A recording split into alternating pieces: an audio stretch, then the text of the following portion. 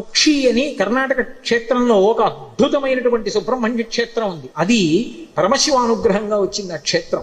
గరుత్మంతుడు ఒక రోజు మంచి ఆకలి మీద ఉన్నాడు. వాసుకి వెళ్ళిపోతున్నప్పుడు ఈ వాసుకుని చంపుదామని గరుత్మంతుడు వచ్చి తన రెక్కలతో కొట్టి వాడి ముక్కుతో గాడ వేశాడు. వేస్తే తన పడగలెత్తి ఆ పడగల మీద ఉన్నటువంటి మణుల యొక్క కాంతుల చేత కళ్ళు బైర్లు కమ్మేటట్టుగా గరుత్మంతుడి మీద కాంతి ప్రసరింపజేసి తన యొక్క పడగలతోటి కాట్లు వేశాడు వాసుకి. కానీ సహజ బలవంతుడైనటువంటి గరుత్మంతుడు ఆక్రమించబోయాడు. ఆర్తనాదం చేశాడు, శివా శివా శివా అని. వెంటనే కశ్యప ప్రజాపతి వచ్చాడు. వచ్చి గరుత్మంతుడి యొక్క తండ్రి వచ్చి కశ్యప ప్రజాపతి మహాశివ భక్తుడు వాసుకి. అటువంటి వాసుకిని చెనకుతున్నావు శివా అని పిలుస్తున్నాడు. ప్రమాదం సంభవిస్తుంది. వెంటనే విడిచిపెట్టేసి వేరొక ప్రాంతాన్ని చెప్పాడు. ఆ ప్రాంతానికి వెళ్ళిపో, అక్కడ నీకు ఆహారం లభిస్తుంది, అక్కడికి వెళ్ళి తినమన్నాడు. ఆయన వెళ్ళిపోయాడు.